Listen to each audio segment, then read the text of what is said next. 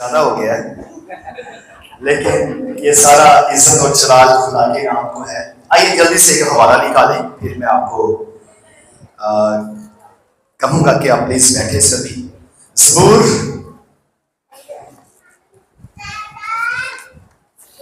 हम देखेंगे, ज़बूर 34 उसकी 19 आयत।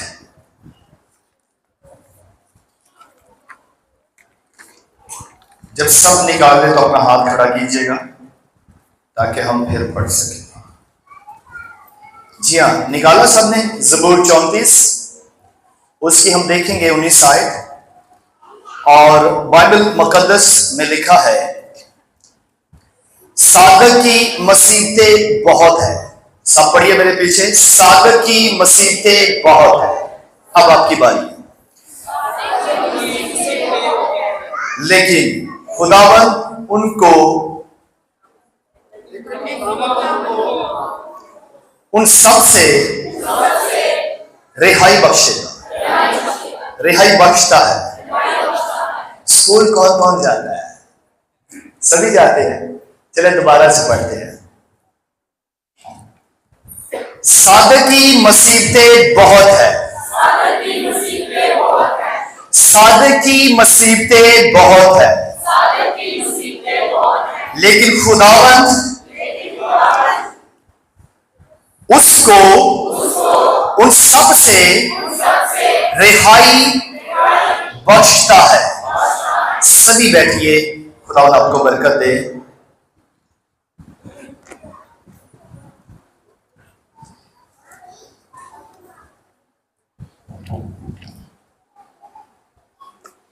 मेरे अजीज बहन भाइयों, अभी हमने ज़बूर 34 उसकी 19 आयत का हवाला आपके सामने पढ़ा है।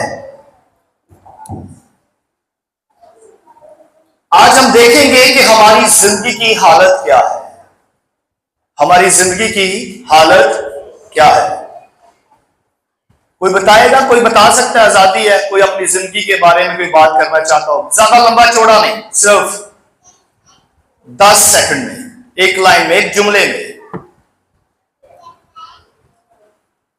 हमारी जिंदगी बहुत ही अच्छी है और बेहतर से बेहतर होती है, इसलिए कि हम खुदा का शुक्र करते हैं और हमें हर चीज में आमीन। बहुत से ऐसे बहुत बुरे हाल। टोनी भाई ने कहा हमारी जिंदगी बहुत बेहतरीन है और आगे बेहतरीन हो रही है और हम बहुत सारे लोगों से बहुत अच्छे हैं। ये अच्छी हुई है। खुदा आपको बरकत दे। एक शेर, सर्कस का शेर, आपको पता है कि उसको, जो सर्कस का शेर होता है, उसको सब कुछ क्या बैठे बैठाए क्या मिलता है? फूड मिलता है, खुराक मिलती है। उसको कुछ नहीं करना पड़ता। उसको कुछ नहीं करना पड़ता और जिस तरह से उसका मालिक उसको बोलता है वो वैसे ही करता है। घर का शेर। और एक दिन ऐसा होता है कि गवर्नमेंट की तरफ से ऐलान होता है कि जिन्होंने शेरों को, जानवरों को अपने घरों में या अपने सर्कस में रखा हुआ है, उनको, उन जानवरों को पकड़कर, उन शेरों को पकड़कर हम वापस जंगल में छोड़ेंगे। ये गलत है। शेरों का घर जंगल होता है, घर में रखना अलाउ नहीं है। तो एक शेर को सर्कस से उठाकर जंगल में छोड़ आते हैं और जंगल में जब उसको छोड़ दिया जाता है तो जंगल के जो शिकारी कुत्ते होते हैं वो उस शेर को मारते हैं, नोचते हैं, खाते हैं और इस कदर उस शेर की बुरी हालत होती है कि वो शेर क्या हो जाता है? मर जाता है। शेर को कुत्ते मार सकते हैं? जंगल में शेर हो तो उसको कोई कुत्ता मार सकता है? कभी भी नहीं मार सकता। क्या वजह बनी? वजह क्या है? वजह यह है कि उसका माहौल, उसकी सोसाइटी क्या थी? सर्कस की सोसाइटी थी, वो माहौल जो उसको जंगल में मिलता था वो वहां पर नहीं मिल रहा।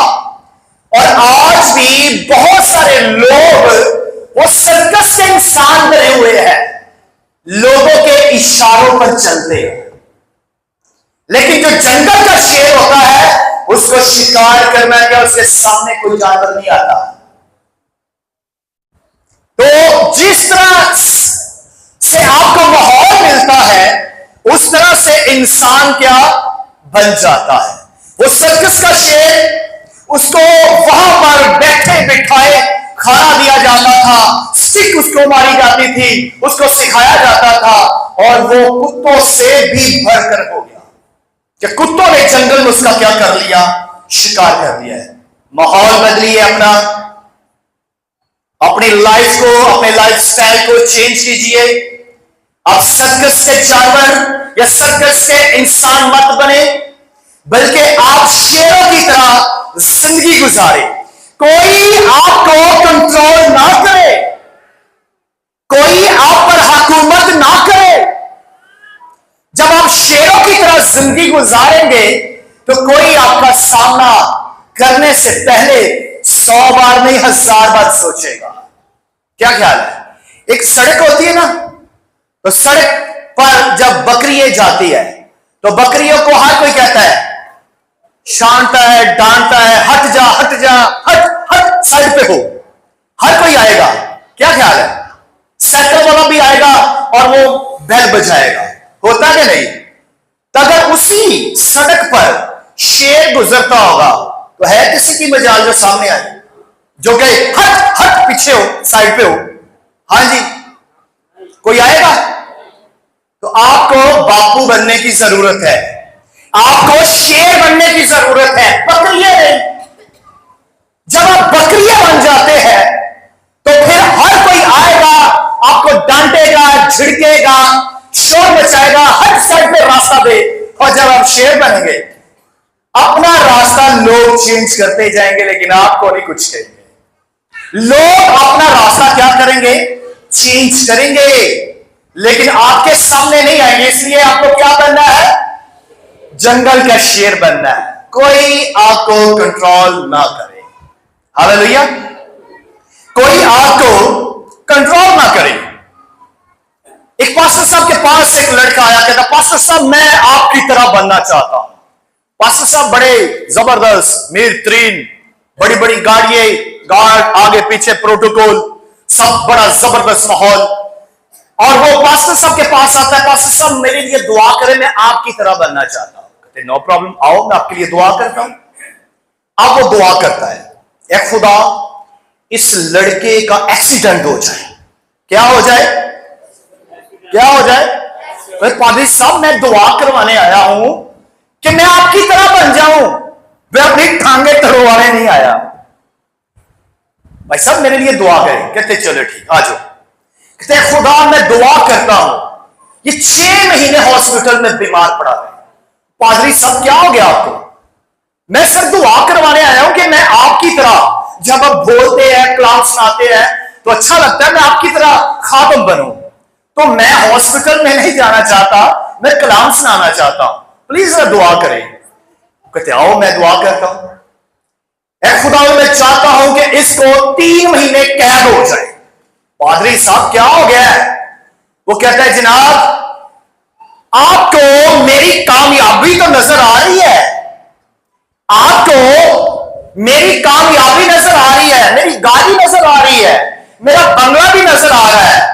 आपको वो चीजें नजर नहीं आ रही जिन चीजों को, जिन मुसीबतों का मैं सामना कर कर आया हूं। मैं जेल भी गया हूं, मैं हॉस्पिटल में बीमार पड़ा रहा हूं, मेरा एक्सीडेंट भी हुआ है, मुझ में मुसीबतें भी आई है, मुश्किलातें भी आई है, लेकिन हमने क्या पढ़ा है आज? मुश्किलातें, साबित की मुश्किलातें क्या है, मुसीबतें क्या है? बहुत है, लेकिन खुदा क्या करता है? रिहाई बख्शता है।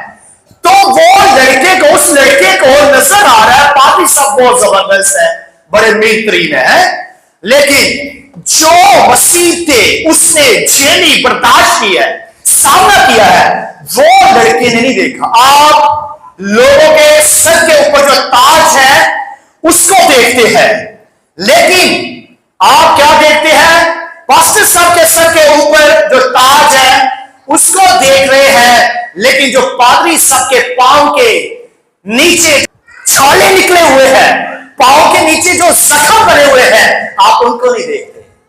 आप कामयाबी को देख रहे हैं, वाह क्या ताज है पादरी साहब के सर के ऊपर जचा हुआ है, छाले भी देखो।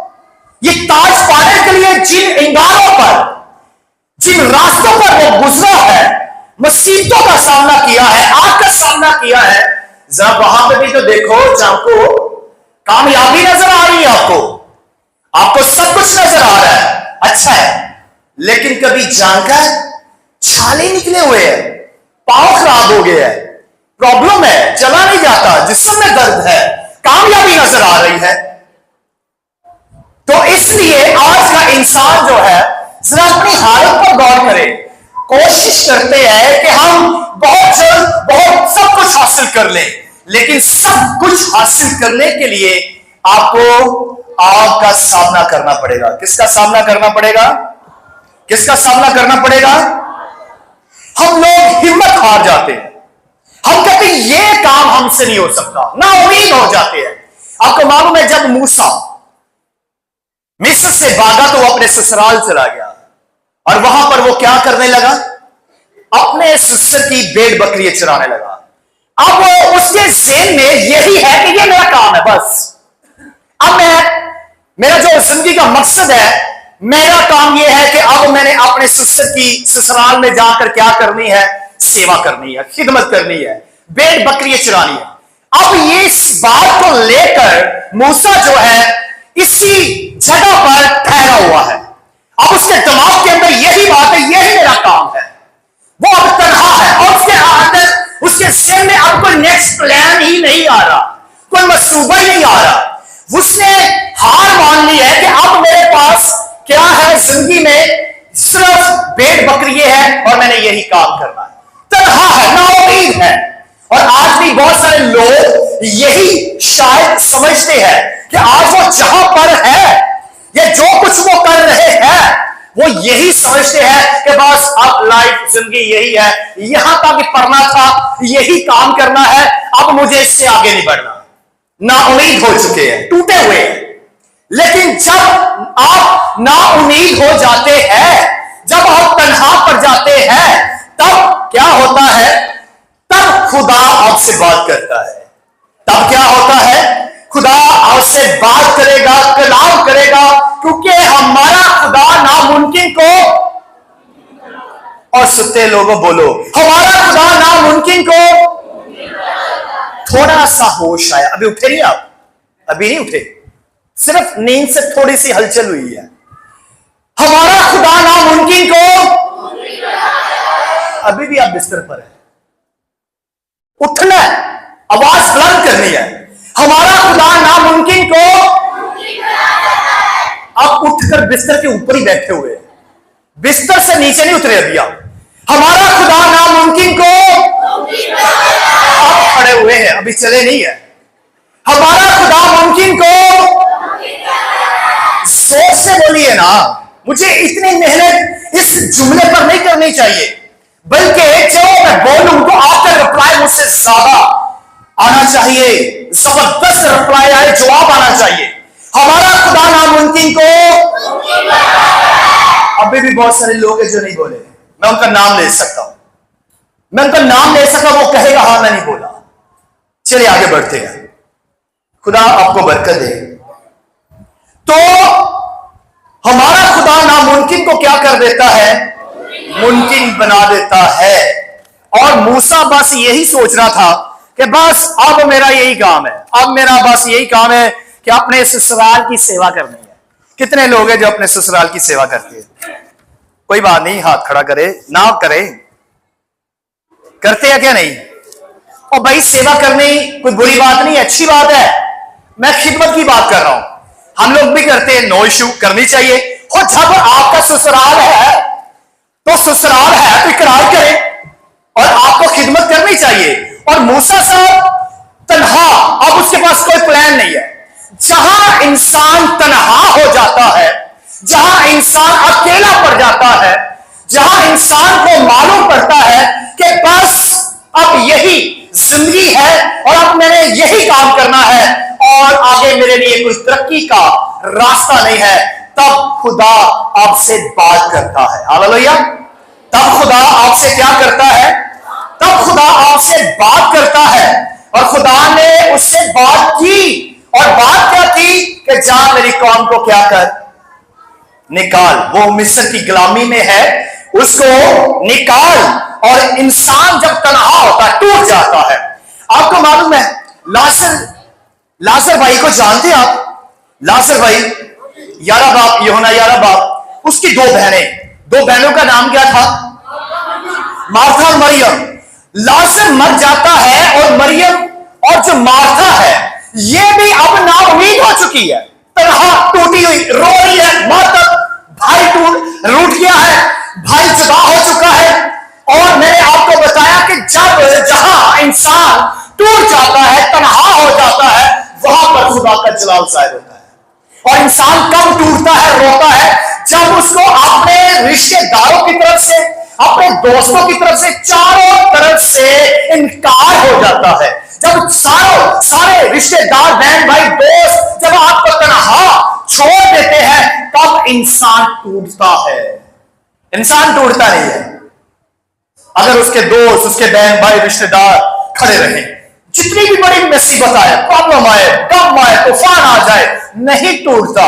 लेकिन जब अपने छूट जाते हैं तब वो टूट जाता है। तो इन दोनों बहनों का, मार्था और मरियम का भाई क्या होता है? मर जाता है। अब ये तन्हा है, अब ये टूटे हुए हैं। और जब आप अपनी जिंदगी के अंदर समझो कि मैं अब तन्हा हूं, अब मेरा कोई सहारा नहीं रहा, अब मेरा कोई आसरा नहीं रहा, मेरा अपना मुझसे रूठ गया है, तब खुदा का जलाल आपकी जिंदगी में जाहिर होगा। हालेलुया। खुदा ने कहा कि लाजर, यीशु ने कहा कि लाजर की जो मौत है वो खुदा का क्या करेगी? जलाल जाहिर करेगी। और यीशु मसीह आए और यीशु मसीह ने आवाज दी, लाजर कब्र से बाहर निकला। और वो दोनों बहनें जो नाउम्मीद हो चुकी थी, उनकी उम्मीद फिर से क्या हो गई? फिर से बहाल होगी, फिर से उनका भाई जिंदा हो गया।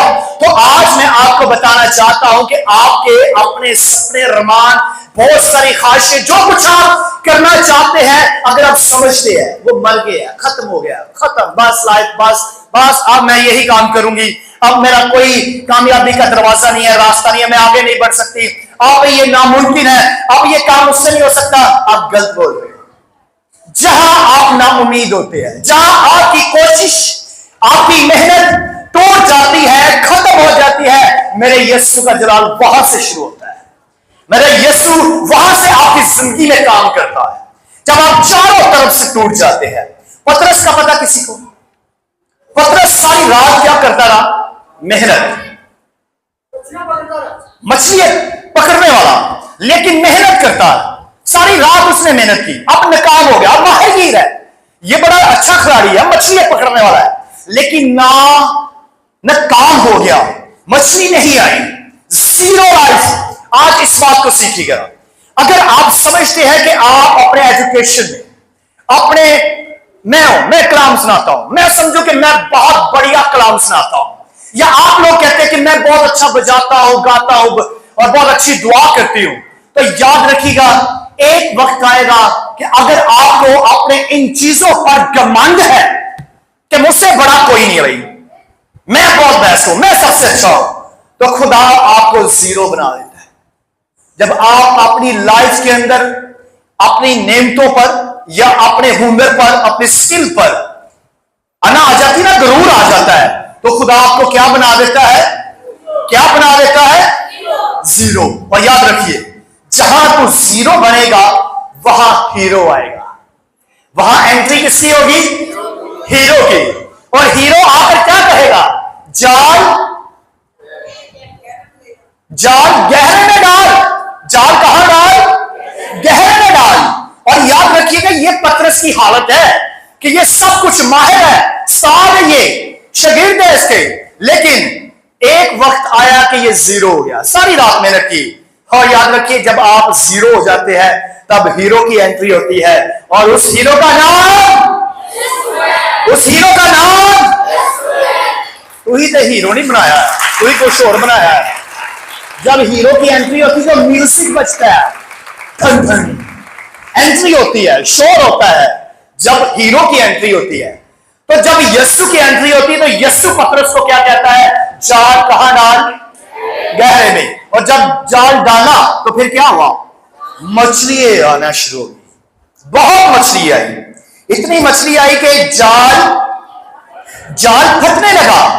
और यही हाल है आज हमारा, जब हम अपने हुनर पर, अपनी खूबियों को कहते हैं कि मेरा घर बहुत प्यारा है, मैं बहुत अच्छा हूं। सलाब में क्या हुआ, बड़े बड़े मीर तरीन लोग डूब गए हैं। घमंड, डिफेंस में लेना, बड़ी सोसाइटी में घर लेना है, हमने बड़ी गाड़ी लेनी है, बड़ा महल लेना, अच्छी जगह पर जाना चाहिए, अच्छी बात है। लेकिन जब घमंड आएगा, बहकर चला जाएगा, तूफान आएगा, आपकी जिंदगी को हरा देगा, रोएंगे पीटेंगे, सारी जिंदगी की मेहनत खराब, खत्म। इसलिए खुदा ने अगर दिया है तो उसकी शुक्रगुजारी करे, घमंड ना करे। क्या नहीं करना, घमंड नहीं करना। और यूहन्ना की अंजीर उसका 9 बाब उसकी पहली आयत, यहां पर हमें मिलता है कि एक जन्म का अंधा है। जन्म का अंधा किसको कहते हैं जी, जो अंधा ही पैदा हो, जो मां के पेट में ही क्या है, अंधा है। तो इस अंधे के पास कौन आता है, यीशु मसीह आता है। याद रखिए, इस बात को सीखिएगा। अब इसके लिए सारी दुनिया क्या है, अंधेरा है, अंधेरा है। अब इस अंधे के लिए जो अंधा पैदा हुआ है, इसके लिए तो सारी दुनिया क्या है, अंधेरा है, अंधेरे में यह जिंदगी गुजार रहा है। लेकिन याद रखिएगा, अंधेरा जहां होगा वहां यीशु का जलाल जाहिर होगा। अगर आपकी जिंदगी में अंधेरापन है, आप बहुत सालों से अंधेरे में चल रहे हैं, गुनाह में चल रहे हैं, तो फिर यीशु ने कहा कि मैं जिंदगी का क्या हूं, यीशु ने कहा मैं जिंदगी का क्या हूं, मैं जिंदगी का नूर हूं।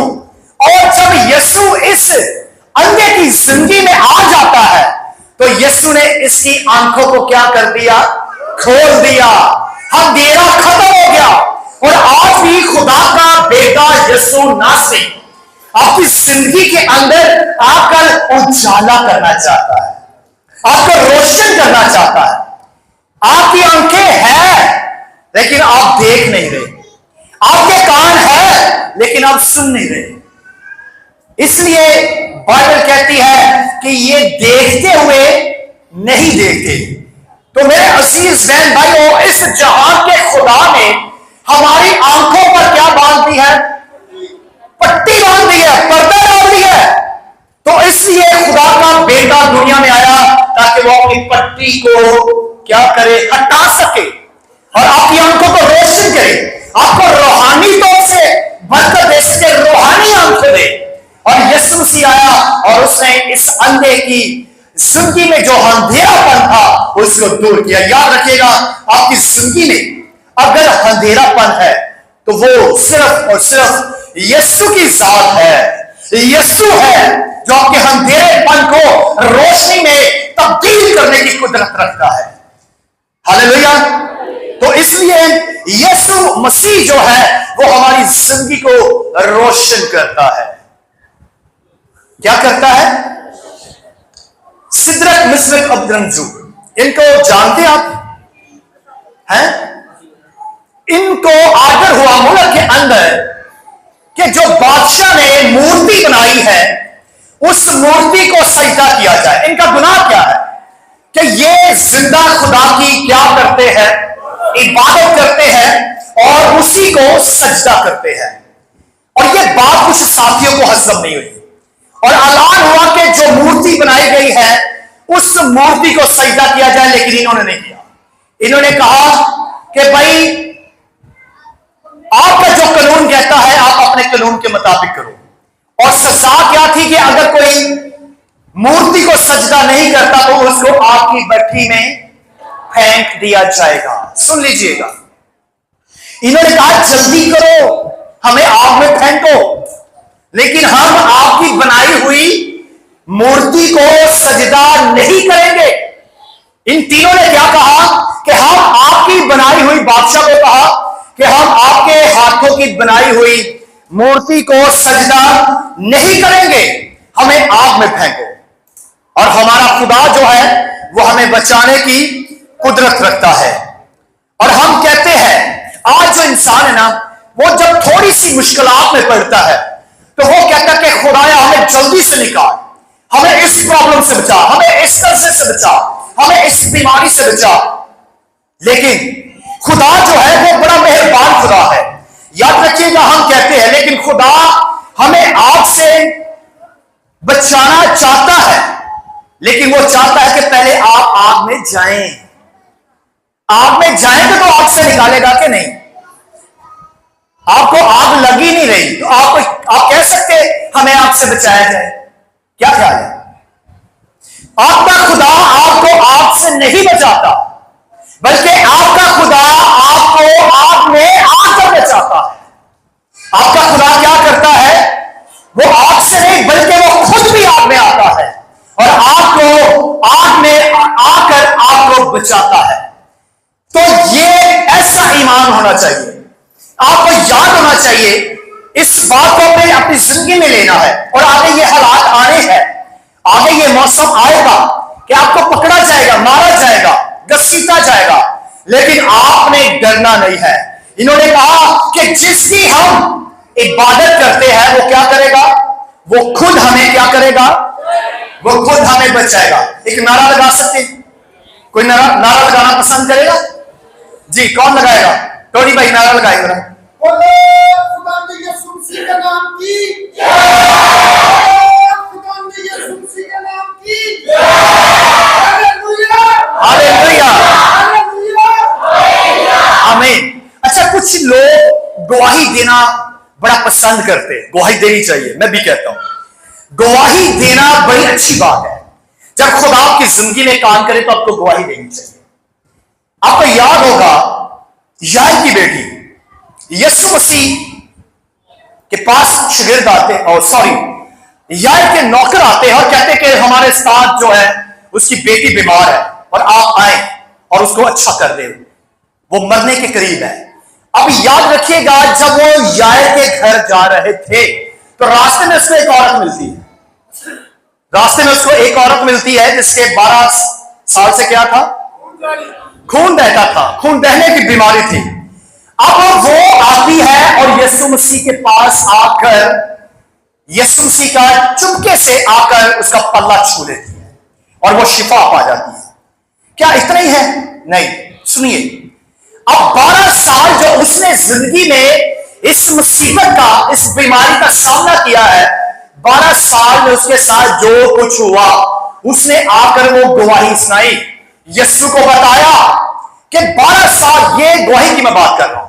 कुछ लोग आते हैं, वो 12 साल की गवाही सुनाते हैं, उतनी देर में लड़की मर जाती है। तो अपनी गवाही को शॉर्ट करें। मैं जो बात करना चाहता हूं, सिखाना चाहता हूं, आप गवाही थे। 12 साल की ये खतून जो बीमारी में मुब्तला है, वो आती है और यीशु को 12 साल की स्टोरी भी बता देती है। हालांकि लिखा नहीं है, ये मेरा ख्याल है, लेकिन ऐसा है। आप उतना काम करें कि लड़की ना मरे, कि यीशु मसीह जिस काम के लिए जा रहे हैं, यीशु मसीह जिस काम को करने के लिए जा रहे हैं, वो काम भी करना क्या है? जरूरी है। अब ये 12 साल बीमारी में है, इससे पल्ला छुआ और यीशु ने इसको क्या दी? शिफा दी। इसके यीशु मसीह के बदन से शिफा निकली और ये फौरन शिफा पा गई। और फिर यीशु ने जाकर याईर की बेटी को भी जिंदा किया, जो कि वो मर गई। और याद रखिएगा, आप लोगों को इन बातों को सीखने की जरूरत है। जब आपको गवाही के लिए कहा जाए या आपको किसी काम के लिए बुलाया जाए, तो आप शॉर्ट बातें करें, मुत्सर बातें करें और ऐसी बात करें कि जिससे लोगों का फायदा हो, जिससे लोगों को बरकत मिले। और ये खतून जो जिसने शिफा पाई है, शायद ये अगर ना मिलती तो फिर यार की बेटी ना मरती, लेकिन यार की बेटी का मरना भी जरूर था ताकि यीशु वहां पर जाते और यीशु वहां पर उसको जिंदा करते और दुनिया को, लोगों को दिखाते कि यीशु मसीह के पास इख्तियार है कि वो मुर्दों को भी जिंदा कर सकते हैं, जिस तरह लाजर को जिंदा किया। तो यीशु ने जाकर यार की बेटी को जिंदा किया। मेरे अजीज बहन भाइयों, यार की बेटी को जिंदा किया। इसी तरह हम आगे बढ़ेंगे कि हमारा खुदा आपसे कुछ बड़ी डिमांड नहीं करता। हमारा खुदा जो है आपके पास जो कुछ है उनको हथियार बना लेता है, उन चीजों से ही आपके लिए बरकत पैदा करता है। आपको मालूम है जब खुदा ने मूसा को कहा कि फरौन के पास जा, तो मूसा क्या कहता है? पहली बात कि मैं खोद रहा हूं, दूसरी बात कि वो कहता है कि मेरे पास तो कुछ भी नहीं है। तो यीशु और खुदा क्या कहता है? खुदा मूसा को कहता है कि तेरे हाथ में क्या है? तेरे हाथ में क्या है? लाठी है, इसको फेंक। वो सांप बन उठा, लाठी बन गई। तो याद रखिएगा, खुदा आपके पास जो कुछ है उन चीजों को इस्तेमाल करता है। खुदा कोई बड़ी डिमांड नहीं करता कि तुम्हें पहले ये काम करना होगा। आज आपके पास जो कुछ भी है उसको खुदा के सामने पेश कर दीजिए। आपके पास जो कुछ भी है उसको क्या करें? खुदा के सामने पेश कर दीजिए। खुदा उन चीजों को इस्तेमाल करेगा। आपके घर में जो कुछ है, आपके पास जो कुछ है, खुदा उन चीजों को इस्तेमाल करेगा। और वही लाठी समुद्रों को भी चीर देती है। वो मूसा ने खरीदी तो नहीं, किसी से मांगी तो नहीं, उसके पास थी। और याद रखिएगा, जब वो बेवा औरत जिसके दो बेटों को कर्जदार आकर कहते कि हमने इनको लेकर जाना, क्योंकि उन्होंने कर्जा देना था, तो लीशा आता है और लीशा आकर उनको क्या बोलता है? तेरे घर में क्या है? उसने ये तो नहीं कहा कि जाओ बाजार में पहले बर्तन लेकर आओ, पहले ये काम करो, इतने पैसे पहले ये लगाओ, ये काम करो। नो, वो हिस्ट्री स्टोरी बता रही है कि मेरा शोहर वो कर्जदार था, अब पैसे नहीं है, वो मर गया है, अब कर्जदार आया है और अब वो मेरे बेटों को ले जाना चाह रहा है कि उनसे गुलामी करवाएं। लेकिन लीशा ने वो सारी गवाही सुन ली, सारी स्टोरी सुन ली। लीशा ने कोई लंबा चौड़ा जवाब नहीं दिया। उसने क्या कहा? बर्तन ले आओ। तेरे घर में क्या? उसने कहा बर्तन ले आओ। तो मेरा खुदा कोई बड़ी डिमांड नहीं करता आपसे। जो कुछ आपके घर में है, जो कुछ आपके पास है, खुदा उसी को इस्तेमाल करता है। आपको याद होगा जब यीशु मसीह पहाड़ी आवाज दे रहे थे तो वहां पर भीड़ हो गई, रश लग गया और इतना टाइम हो गया कि शाम पड़ गई। तो यीशु ने कहा कि इस भीड़ को क्या करो? खाना दो। तो शागिर्द क्या कहने लगे? इतना खाना हम कहां से लाए? 200 दिनार का खाना इतनी बड़ी भीड़ को हम नहीं दे सकते। 200 दिनार थोड़े हैं, कम है।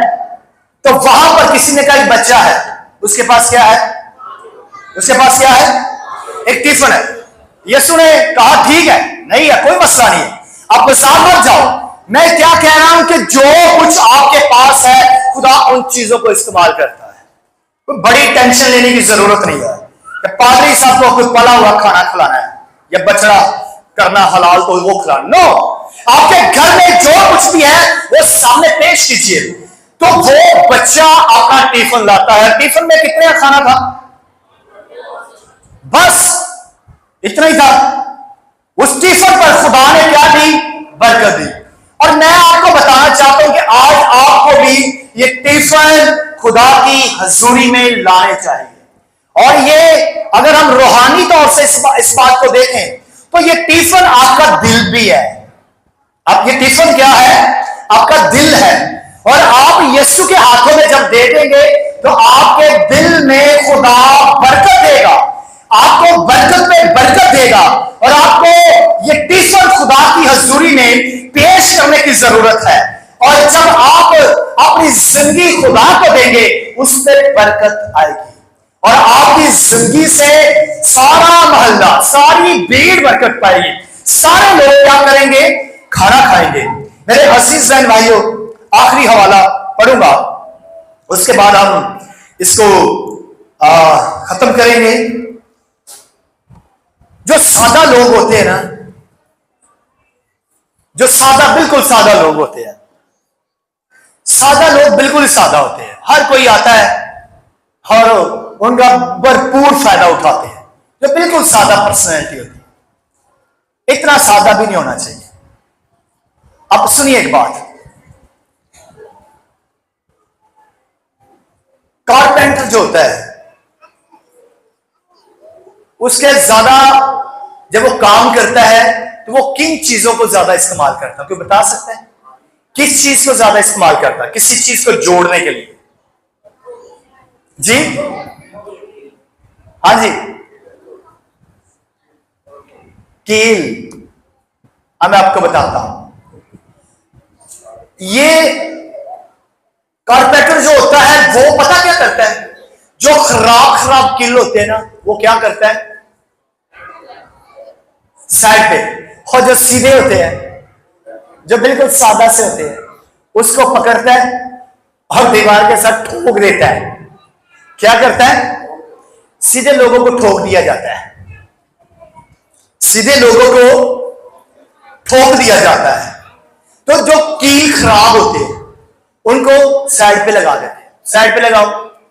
तो आज जो सीधे लोग हैं, सादा लोग हैं, उनको लोग क्या करते हैं? ठोक देते हैं, उन पर जुल्म करते हैं, उनको ज्यादा आजमाइशों का सामना करना पड़ता है, उनको उनके लिए ज्यादा मुश्किल आते हैं, उनके लिए ज्यादा समस्या है।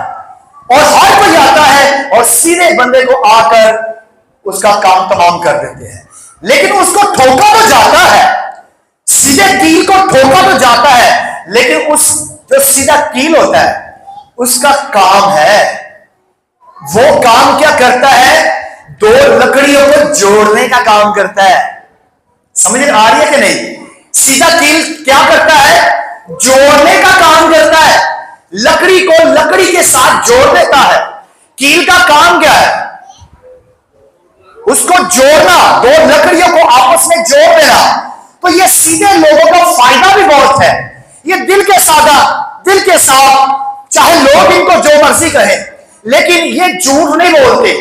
ये सच्चे, मन के सच्चे, अच्छे और मन के सच्चे, और ये लोगों को जोड़ने का काम करते हैं, ये लोगों को तोड़ने का काम नहीं करते। और जो टेढ़े कील होते हैं उनको क्या? पुराने डब्बे से बंद कर देते हैं। वो काम, अगर उसको सीधा करना हो तो पहले उसको सीधा करना पड़ेगा, उसको पटाई करनी पड़ेगी।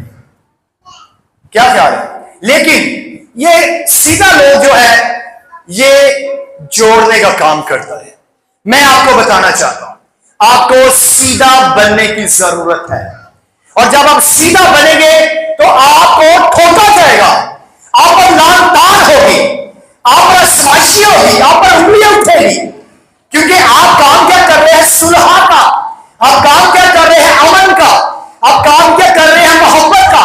आप काम क्या कर रहे हैं? लोगों को जोड़ने का। और जरा सुलह करवाना है वही बदनाम होता है।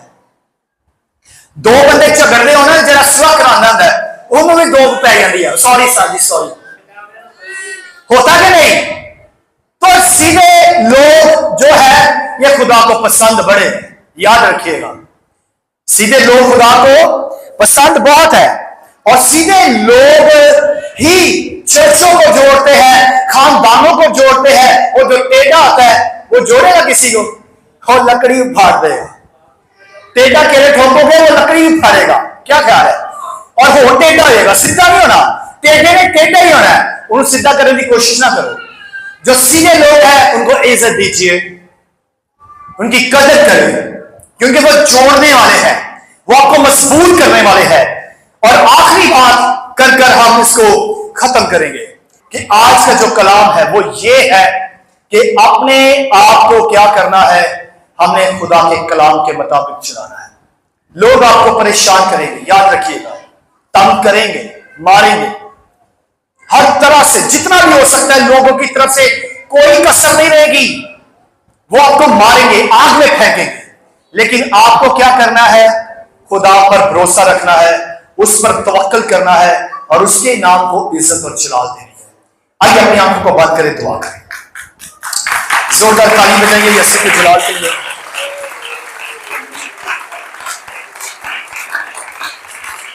आसमानी बाप, हम यीशु के नाम में तेरी शुक्रगुजारी करते हैं। खुदा, जब हम ना उम्मीद हो जाते हैं तो तू उम्मीद बनता है। जब हमारी जिंदगी में अंधेरा होता है तो तू नूर बनता है। जब हम चारों तरफ से टूट जाते हैं, हमारे सपने, हमारे ख्वाब, हमारे अपने जब हमसे जुदा हो जाते हैं, सब कुछ मर जाता है, तो तू दोबारा से जिंदा करने की कुदरत रखता है।